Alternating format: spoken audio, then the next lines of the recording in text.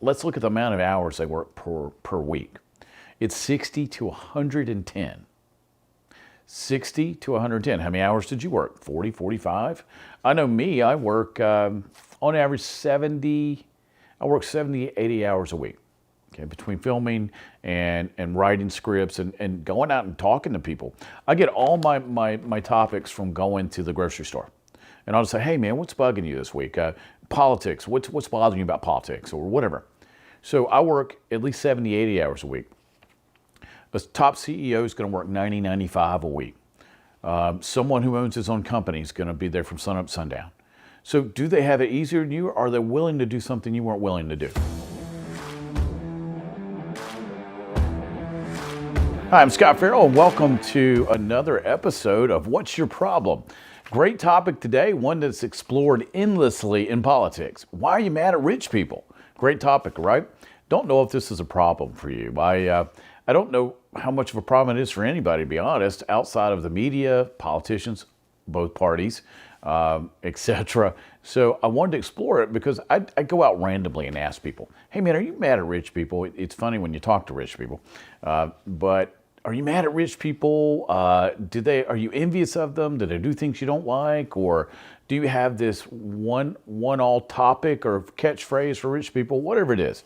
So I'm going to explore that today. Why are you mad at rich people? Now, I made a little list, and I want to go through why people say they're mad at them, and then what the reality is. It's two sides to each story, right? Anytime you have an argument, it's normally two sides, and a lot of times teachers, I used to be a teacher, we would say it's somewhere in the middle. So let's go ahead and explore that. Why are people mad at the rich? Now, let me classify what rich is to me.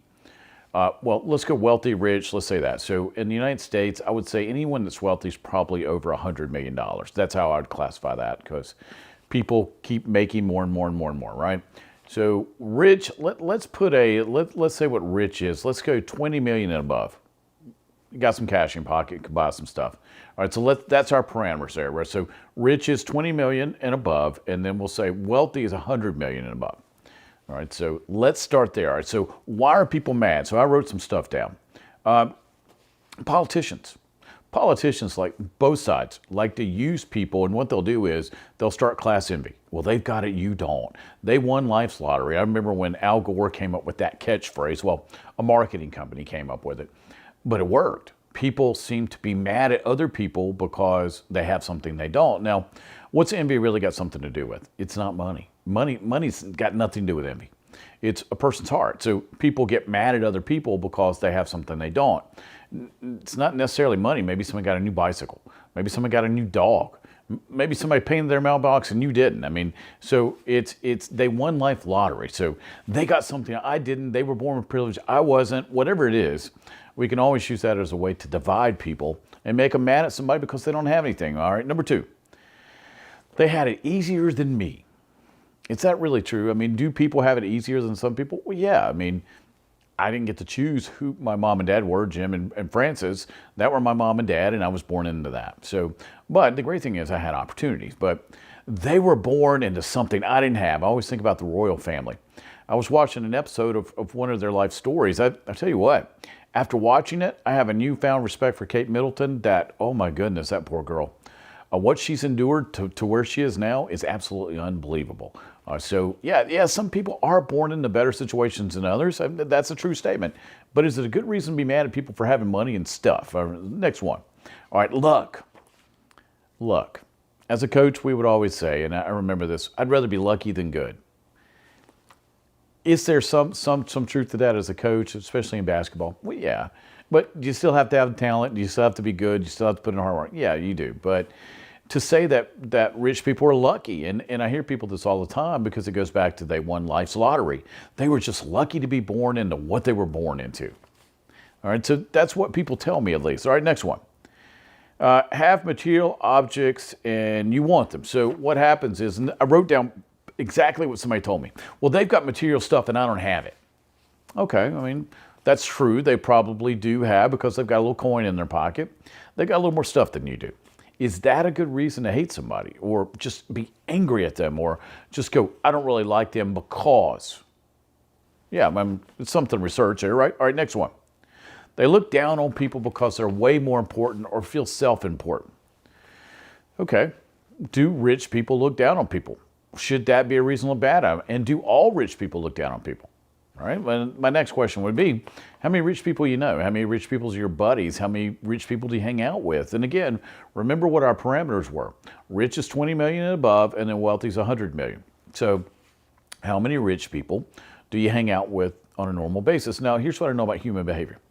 We normally hang out with people that are like us. So if you're broke, chances are your buddies or friends are broke too, right? So are you really hanging out with a bunch of rich people? And I always ask people, how many do you know? You know, one of those things, if you're going to tell me something, you got to pack it up with some facts here, man. All right, next one.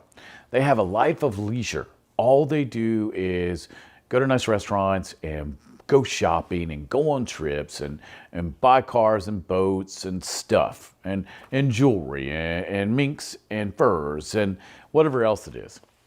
Is that true? Now, we're going to explore this, but is that a true statement? Do the rich just shop and have a life of luxury? All right, so what I'm going to do here is I've given you the things that people have told me. Then I'm going to come back and come with a reality check. I'm going to go with what people tell me. Hey, man, this is what happens when you're rich. And then I'm going to give you the reality check. So let's go back through the list again, okay? Number one, they won life's lottery. Most wealth's not inherited. Especially for my generation, and I'm getting closer to 60. It was hard work that did that. Now, a lot of wealth is inherited within circles, but let's look at this. I was reading a quote yesterday, and it says, first generation is earned, okay? Came from nothing, earned it. Second generation, not exactly rich, but rich and had to work. And third generation, didn't really have to work for it, just got to receive it. By the fourth generation, they're broke again. Why? You got to have some moxie, some hardship, some things you've got to go through to make you tough. Adversity really does build character. It builds who you are, and so most of it's not inherited. So most people had to go out and start a company, take it to market, sell something, and then get the benefits of doing that, and then hire multiple people to do it. So that's not really going to sit with me. Now, won life's lottery and they have it easier than me. Okay, so let's look at this. If they're rich or wealthy, let's look at the amount of hours they work per week. It's 60 to 110. 60 to 110. How many hours did you work? 40, 45? I know me, I work on average 70, I work 70, 80 hours a week. Okay, between filming and writing scripts and going out and talking to people. I get all my topics from going to the grocery store. And I'll just say, hey man, what's bugging you this week? Politics, what's bothering you about politics or whatever. So I work at least 70, 80 hours a week. A top CEO is going to work 90, 95 a week. Someone who owns his own company is going to be there from sun up, sundown. So do they have it easier than you, or are they willing to do something you weren't willing to do? Now think about it too. They had it easier when they went to college. A lot of guys, I've got a buddy that got his law degree at night with 3 kids at home. So he worked a full-time job, went to law school till 10 o'clock at night, studied after he came home, got back up after 3 hours of sleep and did that for 3 years. So did they have it easier than you? I don't think so. I mean, when you're working 60, 100 hours a week, trust me, once you've done it, and I've done it for years, it can be taxing for a while. So again, they don't have it easier than you do. They actually have it tougher. All right, luck. Was luck the biggest factor, or was hard work, refusing to quit, and desire the biggest factor? Well, yeah. How many people, look at Simon Cowell, if you look at his story from American Idol, don't watch the show, but I'm familiar with him, of everything he went to get to where he was. Look at any rock band, CEO, doctor, attorney. Most of them, like myself, I put myself through college at night and on the weekends and every summer. And then I worked a full-time job the whole time. Most of us had to do that. Well, that's not being lucky. Man, that's called hard work and study. So I don't think that argument's going to wash, right? All right, next one. All right, have material objects that you might want. All right, so they work for theirs. Try working for yours is what I wrote. Yeah, that's a true story.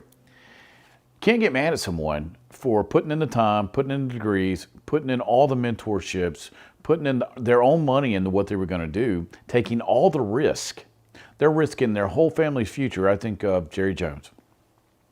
Jerry made some cash in the oil business, and I was watching his documentary, and then he got all the kids together. This cracks me up to this day. And he goes, I've just put all of our futures at stake. I bought the Dallas Cowboys. Well, when this happened, what was it, 92?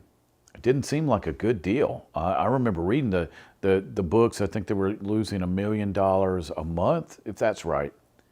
That's a lot of money. I don't care who you are. And so now he's invested all of his money in the Cowboys. Now, let's go almost 30 some years later. Not a bad idea. He's done a great job with it. Jerry's a genius when it comes to business. So is their kids. I mean, what a great family. So he put in his time. He took all of his fortune and gambled it. He gambled his whole family's future so he could have material objects, right? So he's got a yacht. He's got a plane. He owns a ball team. That's pretty cool. He owns a lot of stuff. Well, why be mad at somebody? Because let me talk about stuff for a second. If someone's wealthy and they decide to buy stuff, let's think of cars, a jet, a yacht. How many jobs did that car make? So let's say he got a Mercedes S-Series. So we've got all these people on the assembly line. So now we've got 1,000 jobs connected to that, from engineering to marketing to whatever, customer service. Now let's go to the yacht, probably another 1,000 jobs. Let's go to the plane, probably 2,000 jobs. So in 3 purchases, that person provided 5,000 jobs. Hey man, let people get as much money as they can. Why? Because people are going to take that money and put it back in the marketplace. We want people to have money in society. We want people to be filthy rich. They spend it. Don't be mad at people for being rich. Be mad at people for not having any. Because people that don't have any don't have anything to offer. They're receivers. They're takers. Where people that have money are givers. Plus, how do you think every charity in the world ever functions? Somebody writes a check. I've run nonprofits before. I'm also a pastor of a church. What, you don't think that we run on people giving money? Come on, man. So you got to have rich people. Yeah, and if you've got some cash, you're going to go buy some toys. What would you buy? Ask people that all the time. All right, you're mad at the rich for having stuff. But what do you want? You get mad at people for having a jet plane, but if you had one, would you be mad? You always got to put yourself in their shoes and what they did to get there. All right, next one.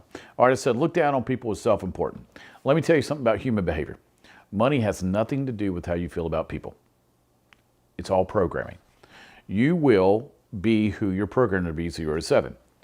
Money will magnify who you are. I got a bunch of people that classify as rich and wealthy in my life. They're all wonderful people. They were wonderful people before they made the money.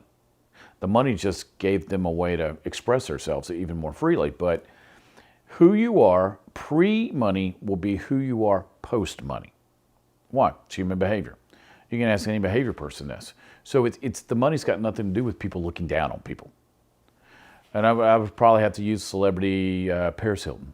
Why is that? Well, it's the one everybody talks about.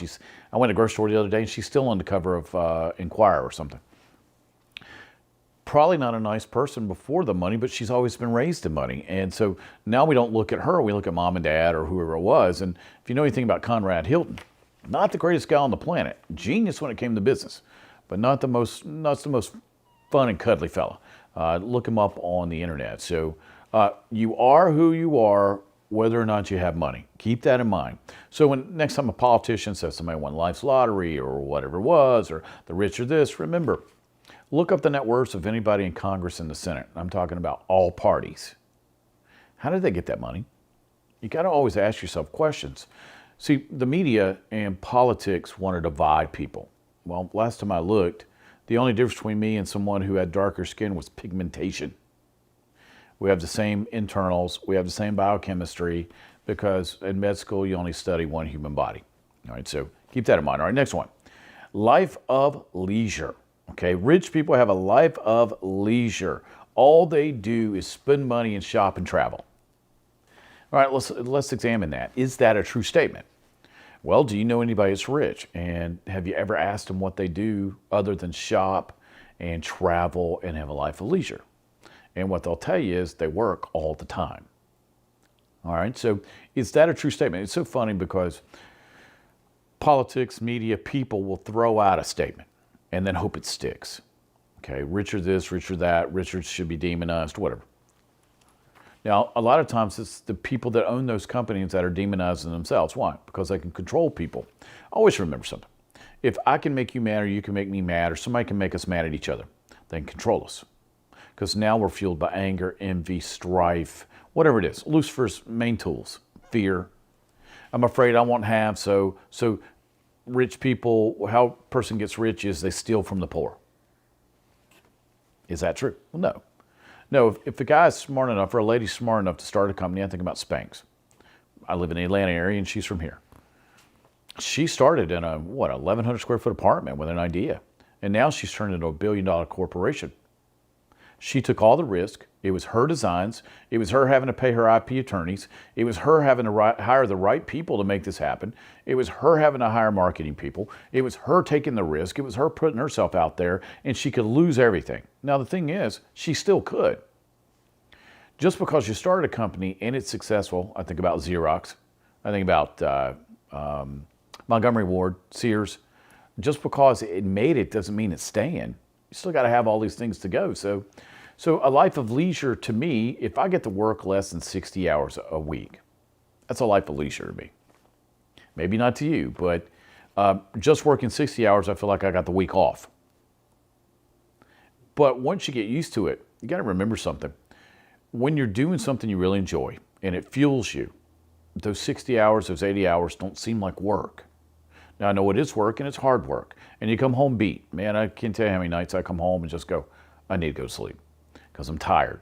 But being a pastor and then being a coach and then owning my own coaching company and then all these things rolled in one, because all I do is, what's the name of this series with you? It's What's Your Problem? I solve problems all day. Other people's problems before I ever get to mine. So it can be taxing, but what happens if I didn't go and get my 4-year degree and then get post-degree stuff and then get all my mentors and then keep learning, then I'm not of a service to you. So think about that. Now, so let's summarize. Let's go ahead and start to wrap this up. Are you mad at the rich and why? Well, I've just given you all the reasons why. It's probably not a good idea to be mad at rich people. Here's an idea though. If you see someone that's in life where you want to be, go ask them how they got there and then pull out a pen and paper, offer to pay them, take them for coffee, take them to get something to eat, work for free. I cannot tell you how many things I've done for free working for people. I was a high school coach, man. When you want to get into coaching, you work for free. So just about anything you want to do, if it's real estate, go offer to work for free as long as they'll teach you. Whatever it is, medical, legal, whatever you want to do, go find someone who can teach you so you can be like them.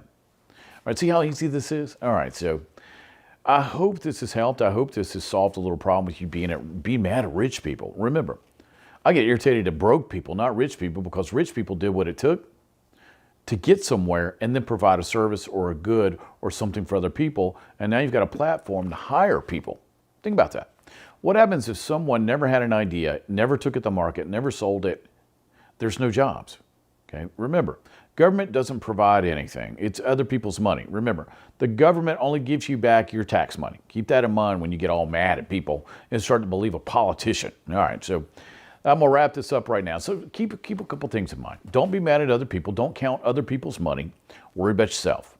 If you worry about yourself and where you're going and understand your purpose, plan, direction, then you don't have time to be mad at somebody else. All right, so you can find tips and resources. I'm gonna tell you where to find this stuff at wyppodcast.com. So wyppodcast.com is where you can find tips and resources for everything. You know, if you'd like for your problem, let's say you've got a problem, or I tell you what, it's never us, right? It's our friend's problem. If your friend's got a problem and you want it to appear on my podcast, send me an email, Scott at problem at